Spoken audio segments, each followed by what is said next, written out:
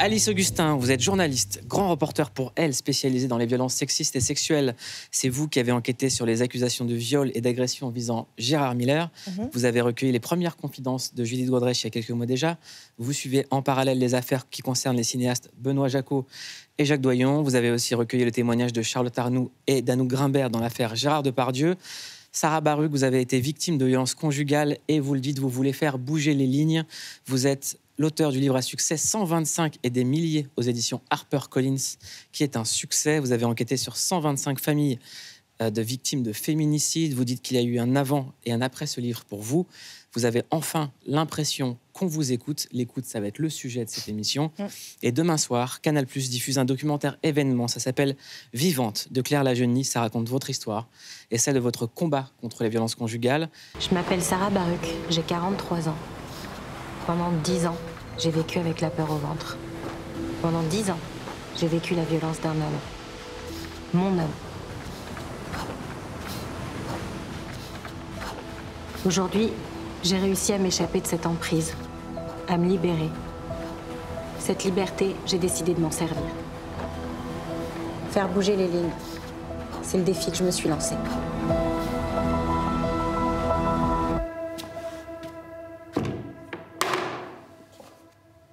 En France, une femme meurt tous les 2 jours et demi de la violence de son compagnon ou ex-compagnon. Elles s'appellent Guylaine, Claire, Julie, Hilal, Solveig, Mélissa.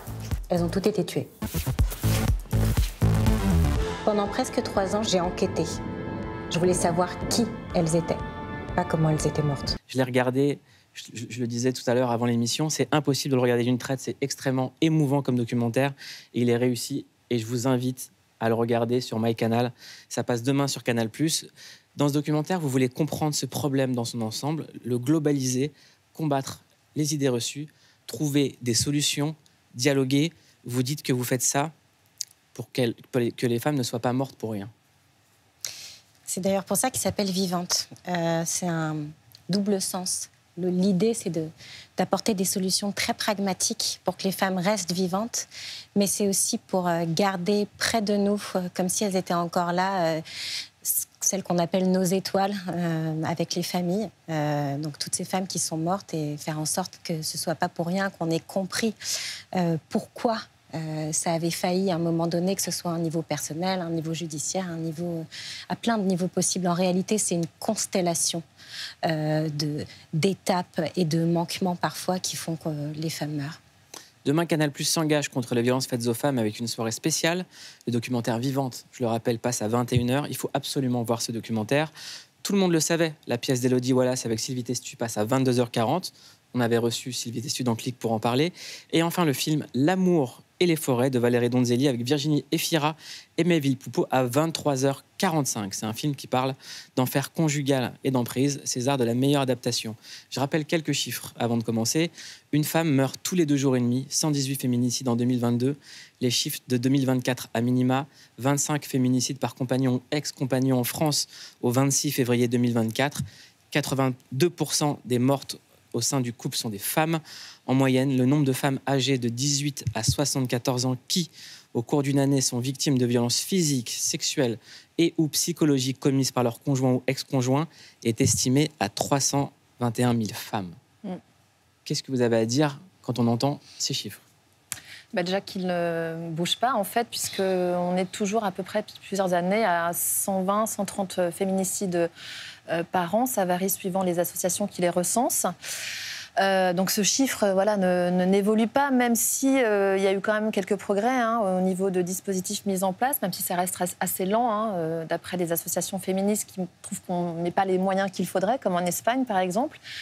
C'est terrible ce décompte qui reste le même chaque année. Là, 25, on est à 25 femmes aujourd'hui tuées par leurs compagnons. Oui, et moi, ce qui me chagrine toujours beaucoup, c'est qu'en réalité, ce chiffre est très en deçà de ce qui se passe véritablement. Ça ne veut pas dire qu'il est totalement faux, mais en tout cas, il ne regarde qu'un seul aspect du problème. Par exemple, ce chiffre ne comprend pas ce qu'on appelle les suicides forcés, qui sont reconnus comme des féminicides depuis 2020. C'est-à-dire quand une femme est tellement désespérée, tellement persuadée qu'elle va mourir dans la souffrance et tellement persuadée que la société ne peut plus rien pour elle, qu'elle préfère mettre fin à ses jours. C'est arrivé à la première femme de Bertrand Cantat, par exemple. Il y en a 200 par an. Il y en a, voilà. Et donc, si on compte ce chiffre, c'est plus une femme qui meurt tous les 2 jours et demi, c'est une femme chaque jour qui meurt en France. Ce chiffre ne prend pas en compte ce qu'on appelle, moi j'aime pas ce terme, mais les victimes collatérales. C'est-à-dire quand l'agresseur arrive, qu'il tue les enfants, qu'il tue les parents qui avaient recueilli son ex-compagne, etc. Ils apparaissent nulle part. Et puis, il n'y a aucune étude officielle qui parvient à déterminer l'impact sur la santé des femmes de la violence au quotidien. Or, on sait très bien que lorsqu'on subit un énorme stress, qu'on subit du contrôle coercitif, qu'on est dans le contrôle et dans la peur tous les jours, on développe plus facilement des maladies qui très souvent peuvent être mortelles. Vous en parlez dans votre documentaire, on voit une séquence qu'on va regarder tout à l'heure avec votre père, qui parle même du fait que vous avez été dévitalisé, que vous avez perdu le feu qui était en vous, toute passion. Je vous le dis, ce documentaire, il s'appelle Vivante, il faut vraiment le voir. Un mot important que vous avez prononcé, c'est féminicide. Il a mis du temps. Beaucoup de temps. Ce mot. Oui, c'est un mot qui, je crois, la première fois a été utilisé au Mexique sur les femmes qui étaient tuées à la frontière mexicaine, mais un nombre de femmes incalculable, et donc ce mot est apparu à ce moment-là. Je ne pense pas qu'il soit encore entré dans la législation française, mais il est en tout cas utilisé régulièrement dans les prétoires, et ça c'est assez nouveau. Enfin, en tout cas, les gens de justice maintenant utilisent ce mot lors des procès, donc c'est quand même... Ce mot faisait peur. C'est pas qu'il fait peur, c'est qu'il a fallu accepter que oui, les femmes étaient tuées en raison de leur genre. Et ça, c'est une acceptation qui vient que quand la société atteint un niveau de conscience, une prise de conscience telle qu'elle peut mettre ce mot, enfin voilà, nommer les choses, ça veut dire en prendre conscience. Et on voit que le L, par exemple, on traite de sujets de violence conjugale depuis des années et des années, et on voit, c'est vrai, une accélération de la prise de conscience depuis, je dirais, une dizaine d'années, mais c'est très très long au regard de l'humanité, enfin de toute l'histoire de l'humanité. Hein. On avait avant des mots comme crime passionnel. Oui, alors ça a été vraiment une façon de ne pas vouloir reconnaître la question du genre. Aujourd'hui, on ne peut plus utiliser le mot crime passionnel ou fait divers pour qualifier le meurtre d'une femme par son compagnon. Et je pense que c'est des progrès de dire ce que ces crimes sont pour ce qu'ils sont, à savoir des crimes en fonction du genre de la victime. C'est-à-dire que juridiquement, il y a un terme, et c'est d'ailleurs pour ça que c'est difficile aussi de faire entrer dans la loi la notion de féminicide, qui s'appelle luxoricide, et qui lie en fait le meurtre de la femme à une faute au sein du mariage. Et donc, justement, c'est toute la problématique. C'est-à-dire qu'en gros, si on trompe son conjoint, on a failli à son devoir conjugal. Et donc, quelque part, il y a une forme de circonstance atténuante. Et donc, on repart de très, très, très, très loin. D'accord. Et il y a un terme, en fait. Je ne savais pas ça. Donc, c'est difficile. Et puis, il y a beaucoup aussi d'avocats qui craignent qu'en faisant entrer en vigueur dans la loi la notion de féminicide, finalement, on ait encore plus de difficultés à montrer que l'assassin n'a pas tué juste sa femme, mais parce qu'elle était sa femme. Et c'est très compliqué. Or, dans... la grande majorité des cas, peut-être même 90%, le féminicide survient quand la femme s'en va, ou que les papiers du divorce arrivent, ou qu'elle noue une nouvelle relation. En tout cas, quand il devient matériel pour son compagnon ou ex-compagnon, qu'elle ne lui appartient plus. Donc, Sarah, vous avez vécu pendant 10 ans la violence d'un homme. Vous dites que vous avez vécu la peur au ventre. Au début du documentaire, vous dites que vous aviez une certaine image des femmes battues. Vous pensiez que ça pouvait arriver à tout le monde sauf à vous. Et au début de votre relation, tout allait bien. Et petit à petit, c'est devenu l'enfer. Comment ça s'est manifesté? Comment ça s'est installé? C'est un grignotage, en fait. L'emprise, c'est un grignotage. La violence dans le couple, c'est un grignotage. C'est très, très rare de se prendre une baffe au premier rendez-vous. En revanche, moi, de ce que j'ai vécu, la violence, elle s'immisce dans les failles narcissiques, c'est-à-dire les failles d'estime de soi. Moi, quand j'ai rencontré celui qui est devenu le père de ma fille, j'avais l'impression d'être la dernière des nuls, que jamais personne ne m'aimerait, et donc que j'étais prête un peu à tout pour trouver mon sauveur dans cette société. Et le fait qu'il m'accorde tant d'importance, qu'il soit à ce point jaloux, qu'il me mette finalement des limites, ça me dérangeait, et en même temps, ça me rassurait dans l'idée que quelqu'un tenait à ce point à moi. Et c'est comme ça que peu à peu la prison se referme. Elle se manifestait comment, ces limites? Par exemple, j'avais pas le droit de parler aux garçons, j'avais pas le droit de rester trop tard à des réunions de travail, j'avais pas le droit d'aller voir des amis, j'avais pas le droit d'aller voir mes parents. Alors, c'était pas un écriteau qui avait marqué sur la porte. Seulement, si j'y allais, par exemple, si j'allais prendre un café avec une copine, je pouvais recevoir jusqu'à 40 SMS en 1 heure me demandant où est-ce que tu es, avec qui, qu'est-ce que tu leur dis, vous parlez pas de moi, tu me racontes bien tout ce que vous avez dit. Enfin, en fait, un stress. Sans compter les appels. Enfin, il fallait que je sorte du café où j'étais pour répondre, pour le rassurer. Et petit à petit, ça décourage d'aller voir des amis. Ça décourage d'aller voir ses parents et on se retrouve seul. Mais je pose la question très naïvement. Comment est-ce qu'on fait pour supporter ça, en fait? On ne le supporte pas, je crois. On le supporte pas, simplement on ne sait pas comment faire pour que ça s'arrête. Moi, j'ai essayé de partir 700 fois. 700 fois, il m'a rattrapée. Mais il m'a rattrapée véritablement. C'est-à-dire que je partais me réfugier dans mon bureau, il frappait à la porte jusqu'à 5 h du matin, il m'empêchait de dormir, il m'empêchait de sortir. Il fallait qu'on s'explique. Les explications, ça pouvait durer 2 jours, où je ne pouvais pas manger, où je pouvais demander... Il fallait que je demande la permission pour aller aux toilettes. Enfin, et en fait, quand on sort de là, on n'en peut plus. C'est très intéressant ce que vous avez dit, en fait, parce qu'on pourrait croire, quand on écoute une histoire comme ça, qu'on peut claquer la porte. Non, mais parce qu'en fait, c'est des années d'humiliation, de propos dégradants. Et elle a raison, ce que dit Sarah. Ce qui est important, c'est que l'estime de soi, déjà, elle n'est pas forcément super forte quand on rencontre un homme comme ça. Et souvent, ces hommes le sentent aussi, je pense. Et en plus, elle ne fait que se dégrader. Et ce que je voulais rajouter, c'est que beaucoup de femmes, par exemple, développent des maladies auto-immunes. Nous, on a interviewé beaucoup de femmes victimes de violences psychologiques ou conjugales. Elles développent donc des cancers, parfois certaines, des symptômes du stress post-traumatique. Donc vraiment, c'est une prison en plus mentale. Plus on nous rabaisse, plus on pense qu'on est nul. Donc si on pense qu'on est nul, on a encore moins de ressources pour partir. Donc en fait, c'est ça le mécanisme d'emprise. C'est vraiment... qu'on vaut rien sans lui. Oui, qu'on vaut rien sans lui, parce que toute la journée, c'est t'es moche, t'es nul, tu sers à rien. Et puis il y a ce contrôle coercitif, c'est le terme employé par certains spécialistes. Donc c'est la façon dont la surveillance s'installe, les menaces, les contrôles des téléphones portables, l'interdiction d'aller travailler, d'avoir des amis. Donc ce contrôle isole complètement la personne. Et c'est ça qu'on dit souvent aux entourages de femmes battues ou violentées, c'est qu'il ne faut jamais lâcher ces femmes. Oui, parfois, ça peut paraître déstabilisant pour l'entourage parce qu'on leur demande 1 fois, 2 fois, est-ce que ça va, comment tu vas, est-ce que tu veux de l'aide, est-ce que tu veux partir? Et souvent, ces femmes, je crois que c'est votre histoire aussi, ces femmes sont dans le déni. Elles ont honte, elles disent non, mais tout va bien, t'inquiète pas. Et en fait, elles partent, elles reviennent. Je crois qu'il faut savoir qu'une femme part en moyenne 7 fois et revient 7 fois avant de réellement quitter son compagnon. Donc c'est vrai que pour l'entourage, c'est très déstabilisant. Et moi, je crois qu'il faut dire aussi à l'entourage, il ne faut jamais les lâcher, ces femmes, en fait. Voilà, toujours être là, le sans les temps juger. Le temps de la victime n'est pas le temps des autres. Et souvent, tu as tout à fait raison. Pardon, tout à fait raison d'insister sur le fait que oui, il faut tenir. Souvent, on aimerait que ce soit efficace. On aimerait conseiller quelqu'un qui va pas bien, lui dire voilà, pars, et puis qu'elle parte. Lui dire mais quitte-le et puis qu'elle le quitte. Sauf qu'en fait là, on apporte des réponses rationnelles à un problème émotionnel.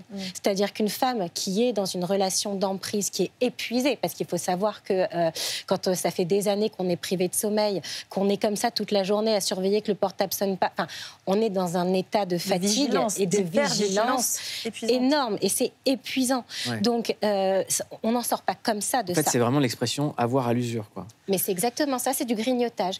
Et surtout, ce qu'on a tendance à oublier, c'est que la violence, le choc de la violence, crée sur le cerveau un état, ce qu'on appelle de sidération. C'est pas juste une expression. Véritablement, on a l'impression d'assister à sa vie de l'extérieur. C'est une protection, en fait, que le cerveau fait, qui ferme finalement une porte qui risquerait d'avoir trop de conséquences sur notre santé. Et on se met à observer nos vies de l'extérieur. Et d'ailleurs, moi... Je me suis rendu compte de ça et je le raconte dans 125 et des milliers. Il y a eu un moment donné où je me suis dit, j'étais en train de changer mon bébé, donc c'était pendant une énième dispute, et je m'entends dire dans ma tête, mais enfin c'est pas possible ce qu'il fait subir à la mère de Lala.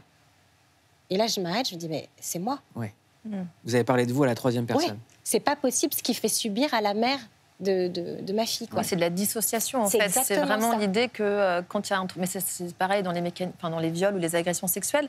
Ce qui arrive à la personne est tellement, tellement violent que, en fait, le cerveau se met en off comme pour protéger d'un traumatisme trop fort qui grillerait littéralement le cerveau. Et du coup, on se dissocie, c'est-à-dire on se voit à l'extérieur ou on oublie. C'est aussi la mémoire traumatique, enfin l'amnésie traumatique. On oublie parce que c'est ingérable tellement ça fait souffrir. Une des causes du stress qu'on voit très bien dans le documentaire, c'est les messages audio, les vocaux. C'est une des séquences les plus bouleversantes du documentaire. J'aimerais qu'on regarde juste un petit extrait pour qu'on réalise de quoi on parle. Arrête de nous faire chier. Tout va bien quand t'es pas là, Sarah. Ok? Moi, j'essaye de pas t'attraper par la peau du cul et te foutre dehors. C'est pas là-dessus qu'on se couche. On dormira pas de la nuit si on se couche là-dessus. On dormira pas de la nuit si on se couche là-dessus. Alors, tu es gentil avec moi. Tu es gentil avec moi. Tu es gentil avec moi. Tu es gentil avec moi. Tu arrêtes de faire vivre cette merde. Tu es gentil avec moi. Ça fait 45 minutes. Non, ça n'est pas vrai. Ça n'est pas vrai. Ça n'est pas vrai. D'accord? Ça n'est pas vrai. Arrête de mentir, ok? Je te demande seulement d'être gentil. Arrête de en mentir, fait, je te demande seulement d'être gentil. En fait, c'était à la fin de notre relation. Là, il faut savoir que à ce moment-là, mon bébé dort à côté de moi parce que je ne peux plus dormir dans le lit conjugal parce que, soi-disant, je bouge trop pendant que je dors. Donc, comme il me donnait des coups de pied qui me réveillaient toute la nuit pour que j'arrête de bouger pendant que je dormais, j'ai fini par dormir dans la chambre de ma fille. Donc là, j'ai ma fille qui dort à côté de moi et je le supplie de me laisser dormir. Sauf que je n'ai pas le droit, parmi les commandements, de m'endormir si on est fâché.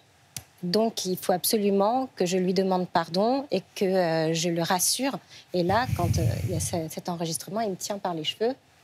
Et ma fille est à côté et il me dit, enfin voilà, ce que vous entendez. C'est fort ce mot, les commandements. C'était quoi les commandements? Les commandements, c'était des conditions. Par exemple, quand j'ai eu ma fille, elle n'avait pas le droit d'approcher qui que ce soit pendant au moins 3 semaines parce qu'il ne voulait pas qu'elle sente d'autres odeurs que la nôtre et qu'elle s'attache à d'autres gens. Donc mes parents n'ont jamais le droit de venir chez nous voir mon enfant.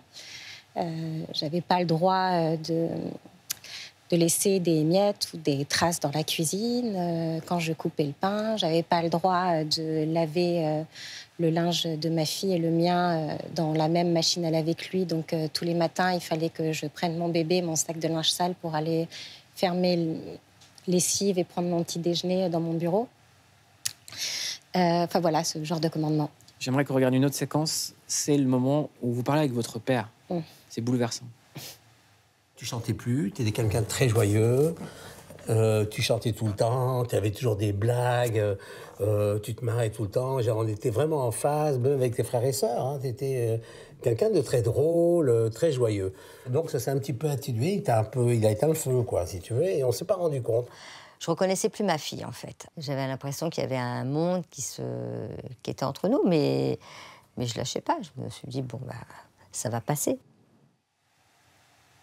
En fait, on vous a pris votre énergie, quoi. C'est ça, c'est un grignotage, en fait. On a l'impression qu'à l'intérieur, après, on est vide. On est une coquille. Et puis, petit à petit, on se rend compte de ça et on a honte d'être devenu ça. Ce qui est fort, c'est que le documentaire explique qu'il y a 3 types de violences. Et j'aimerais qu'on regarde un extrait avec l'avocate pénaliste Negar Aheri qui explique ça.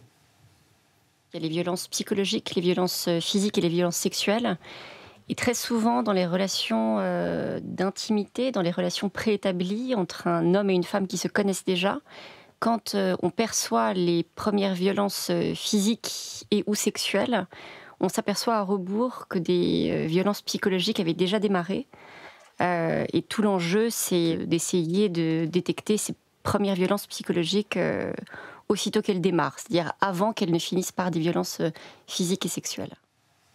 Je voudrais rajouter, il y a des violences économiques aussi, qu'elle ne mentionne pas, mais c'est aussi un pan très important. Justement, au sujet de l'entreprise, vous dites avoir fait le tour des entreprises du CAC 40, et vous avez, dans le documentaire, une séquence avec Maud Bailly, qui est quelqu'un à qui je tiens à rendre hommage parce qu'elle est réellement engagée sur ces sujets-là, et c'est quelqu'un qui fait aussi bouger les lignes à son niveau. J'aimerais qu'on regarde cette séquence sur la violence en entreprise.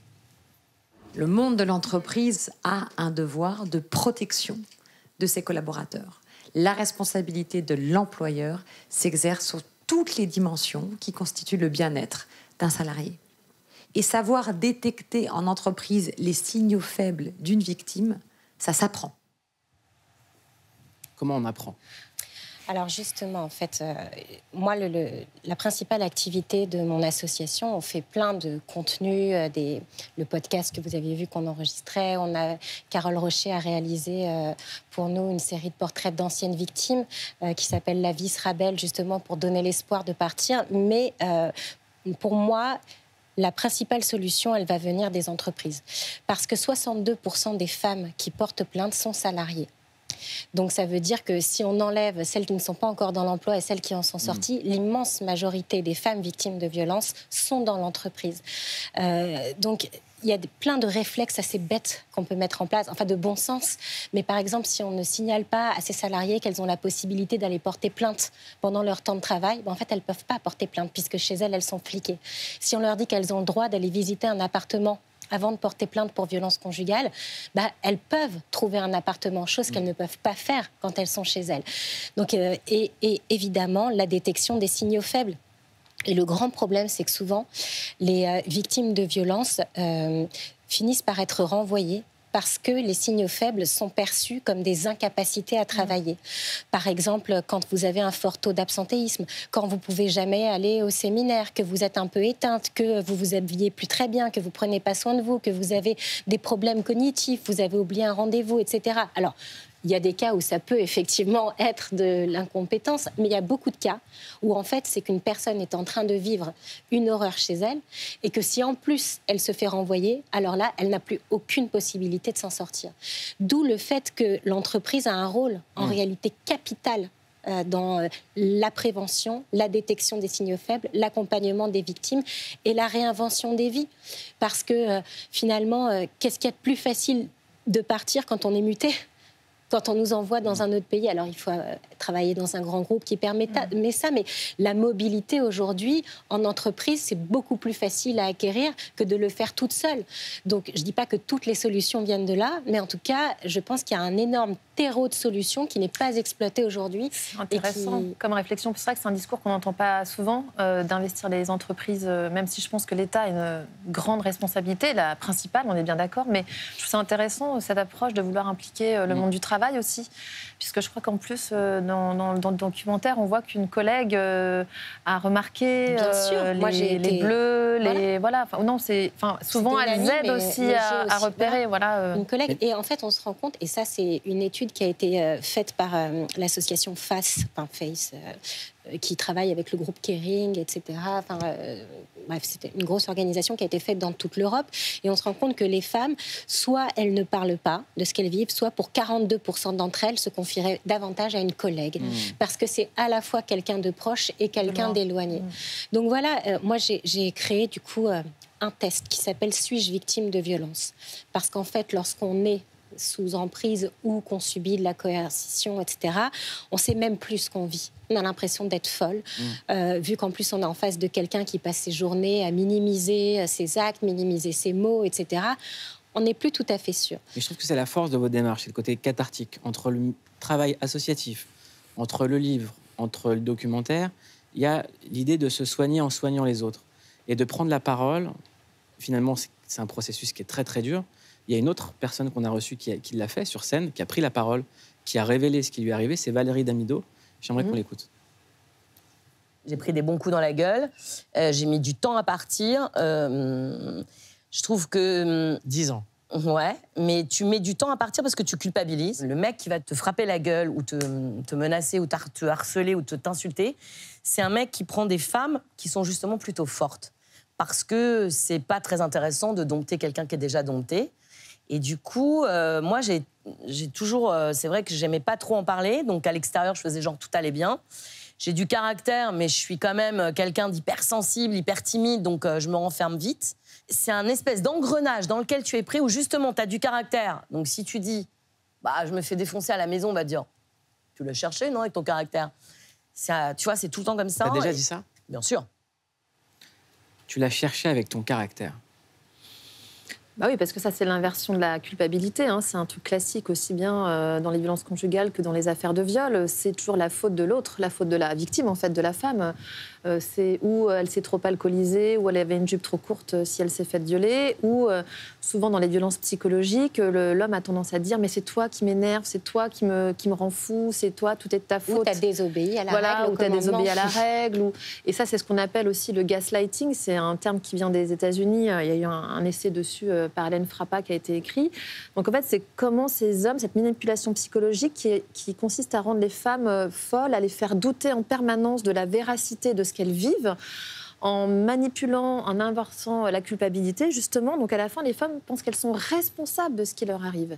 Et ça, c'est une terrible manipulation psychologique qui explique aussi que les femmes n'arrivent pas à partir et se mettent en question tout le temps. Qu'est-ce que j'ai fait? Pourquoi moi? Et je voudrais rajouter que ce qui est extrêmement difficile, c'est que souvent, les bourreaux, déjà, il n'y a pas marqué bourreau sur leur tête, et surtout, ils ne sont pas que ça. Moi, je dis toujours, voilà, j'avais pas le droit de laisser traîner des miettes. Le père de ma fille, il pétait les plombs si je nettoyais pas le couvercle de la poubelle. En même temps, sa mère l'avait lavé à l'eau de Javel quand il était petit. Donc, si vous voulez, c'était quelqu'un qui avait des vraies psychoses infantiles, qui avait des traumatismes. Et ce qui faisait que, quelque part, je lui pardonnais, c'est parce que je voyais la souffrance derrière ses actes. Et je pense qu'on a aujourd'hui l'obligation, quelque part, d'analyser à un niveau psychologique ce qui se joue derrière les agresseurs aussi, et qu'il y a une grande part que l'on doit faire à ce niveau-là. Ça ne veut pas dire déresponsabiliser.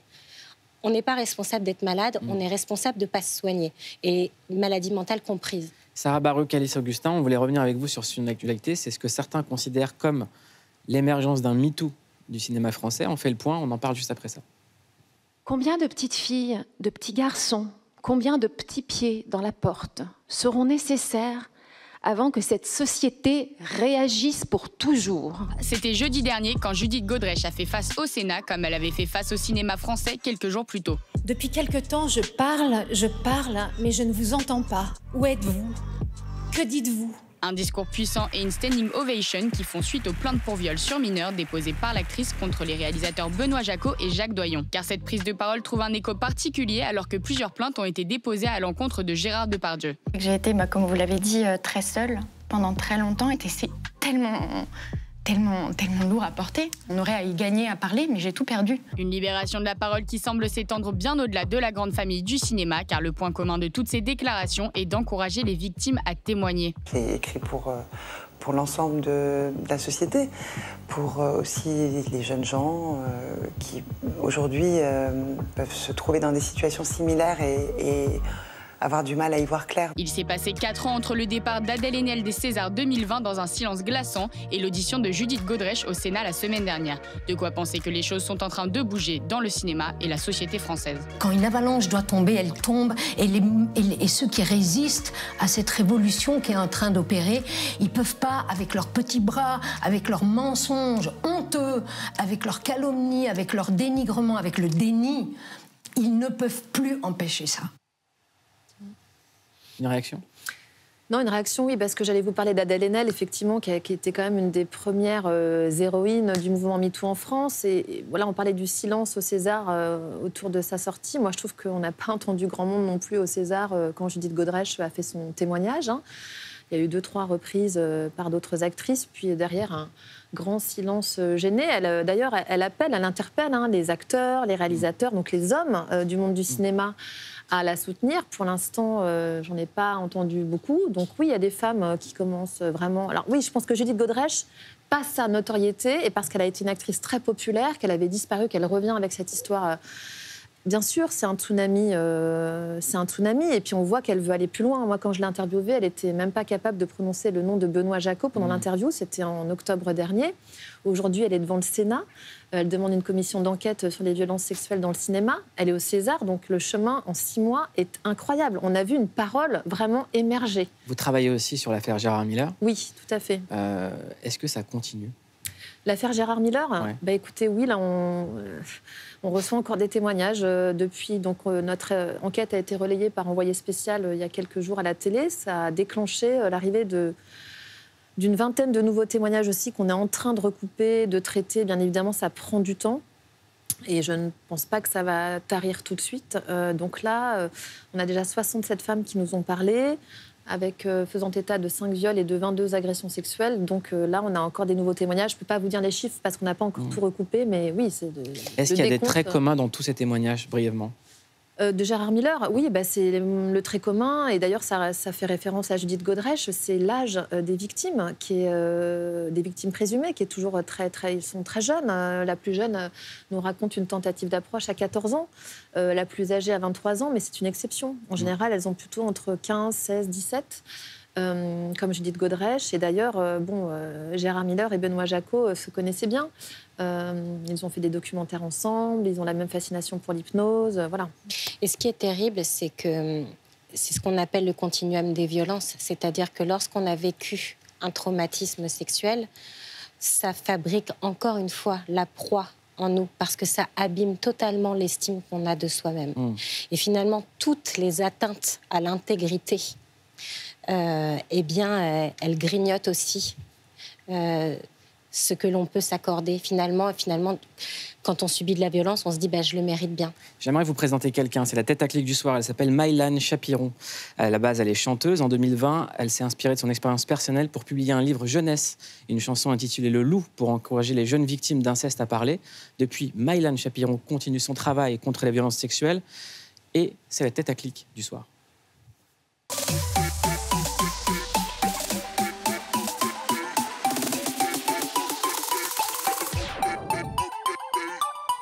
Bienvenue, Maïlan. Ça fait 25 ans qu'on est dans la même bande, donc on va se tutoyer. Sur une suggestion de Sarah. Le 8 mars, tu sors un nouveau livre qui s'appelle C'est mon corps, aux éditions de La Martinière Jeunesse. C'est un livre pour apprendre aux enfants à connaître et protéger leurs parties intimes. C'est destiné pour les enfants à partir de quel âge et qu'est-ce que tu voulais faire avec ce livre? Alors, c'est un livre à destination des enfants de 2 à 6 ans, à peu près. Et dans ce livre-là, j'avais juste envie de donner 2 premières infos aux petits. C'est de savoir identifier leurs parties intimes et de savoir que personne n'a le droit de toucher leurs parties intimes. Donc il n'y a vraiment que 2 infos. Et c'est sur un ton un peu rigolo parce que parce que déjà les enfants adorent rigoler. Et je voulais aussi surtout sécuriser les adultes. Je voulais que les adultes puissent y aller, puissent commencer le travail de prévention très tôt, sans peur, en fait. Je rappelle quelques chiffres. En France, il y a 160 000 enfants par an victimes de violences sexuelles. Dans plus de la moitié des cas, l'agresseur est un membre de la famille. 1 Français sur 10 a été victime d'inceste. C'est important que l'inceste ne soit plus tabou. En 2021, tu as pris la parole pour témoigner de l'inceste dont tu as été victime lorsque tu étais enfant. À l'âge de 7 ans, tu as été agressé par ton grand-père et tu as ensuite fondé l'association 1000 miettes pour la protection des enfants contre les violences sexuelles. Tu vas dans les écoles primaires, entre 6 à 11 ans, pour parler aux enfants et aux adultes qui les encadrent. Quelles questions te posent les enfants? Il y a plein de questions et c'est des questions super pertinentes. Je crois qu'on leur parle tellement jamais de tout ça que c'est la fenêtre où ils peuvent poser toutes les questions. Et il y a des questions, par exemple, c'est « et si nous, on est d'accord ?» Ce genre de questions-là. Qu'est-ce que tu réponds? Moi, à ça, je réponds, en fait, même si tu es d'accord, le grand ou l'adulte n'a pas à faire ça. C'est au grand, c'est à l'adulte de dire « non, je ne dois pas le faire ». Comme je leur explique que, par exemple, si un bébé vient les voir, veut toucher leur partie intime, c'est à eux, d'environ 8 ans, de dire à un bébé « ah non, on ne fait pas ça ». Donc c'est l'adulte qui est responsable, c'est aussi pour les déculpabiliser, parce que souvent les victimes culpabilisent d'avoir participé, entre guillemets, aux agressions sexuelles. Donc voilà, il y a des questions comme ça. Je voudrais surtout aussi dire que c'est une bonne partie de rigolade, les séances de prévention. On pourrait croire que que ça va être dur, que ça va être vraiment flippant. Et en fait, pas du tout. On rigole beaucoup. On parle des parties intimes. Donc, quels sont les noms que vous utilisez pour les parties intimes? Et là, il y a beaucoup d'enfants qui rigolent. On imagine des situations, on fait des petits jeux. Et c'est important pour moi de dire que d'en parler aux enfants, c'est pas du tout un stress. Ça peut être vraiment tranquille. Les enfants n'ont pas peur du tout. Quel conseil t'as donné aux parents qui nous regardent? Ah bah moi, le conseil que je donne toute la journée, c'est on y va, on fait de la prévention, on explique aux enfants qu'ils ont des droits, en fait, tout simplement, que personne n'a le droit de disposer de leur corps, et nous, parents, en premier. Je leur dis d'y aller, d'utiliser les supports, je les motive, j'offre le loup à tous les anniversaires. Moi, je l'ai offert à tout le monde, le loup. Hein. Ah ouais, Et donc, voilà, je veux vraiment les sécuriser là-dessus. Je pense que si les adultes n'y vont pas, c'est parce que c'est eux qui ont peur, pour des raisons bien souvent légitimes. Mais on ne peut pas se permettre de ne pas informer les enfants, en fait. On voit les chiffres, on connaît l'ampleur du fléau des agressions sexuelles sur mineurs. On ne peut pas se permettre, juste parce qu'on a peur nous-mêmes, de ne pas informer les enfants. Il faut y aller. Et, pardon, là où je trouve que tu as tout à fait raison, c'est qu'en plus, souvent, les enfants eux-mêmes se posent des questions. Et donc, finalement, en n'abordant pas le sujet, on crée nous-mêmes quelque chose de tabou dans leur esprit. Enfin, moi, j'ai une petite fille de 5 ans qui s'interroge toujours sur son corps, etc. Et finalement, si je passe à autre chose, bah, c'est elle qui ne comprend pas pourquoi je passe à autre chose alors que je réponds à tout le reste. Ouais. C'est vrai, ça les sécurise, en fait, d'en parler. Et c'est vrai que moi, je vois, quand j'arrive, là, ils me foncent dessus, ils ont toutes leurs questions, ils s'interrogent sur la sexualité. Alors évidemment, il faut toujours rester à hauteur d'enfant, il faut toujours avoir un discours qui est adapté à leur âge, hein, évidemment. C'est quoi les mots que tu utilises? Les mots que j'utilise, alors moi, j'ai vraiment tout mon déroulé qui est millimétré, comme un spectacle que j'ai appris par cœur, avec vraiment un ordre de phrases qui arrive toujours dans le même ordre. Et je leur explique, je leur raconte mon histoire, tout simplement, à hauteur d'enfant. Et je leur dis que, voilà, c'est possible, ça arrive qu'une personne vous agresse sexuellement. Donc j'explique qu'on m'a agressé le corps, qu'on a touché mes parties intimes, que mon grand-père a touché mes parties intimes, qu'il n'avait pas le droit de le faire. Et que ça s'appelle une agression. Quand quelqu'un touche les parties intimes d'un enfant, ça s'appelle une agression sexuelle. C'est très grave, c'est interdit et puni par la loi. Et c'est grave parce que ça agresse le corps de l'enfant et la tête de l'enfant. Ça laisse une marque qui reste très très longtemps dans la tête des enfants. Et voilà, je déroule comme ça, quoi. En tout cas, je vous donne un conseil, c'est d'acheter ce livre. Ça s'appelle « C'est mon corps » de Myline aux éditions La Martinière. Un numéro pour aider les enfants en danger, le 119.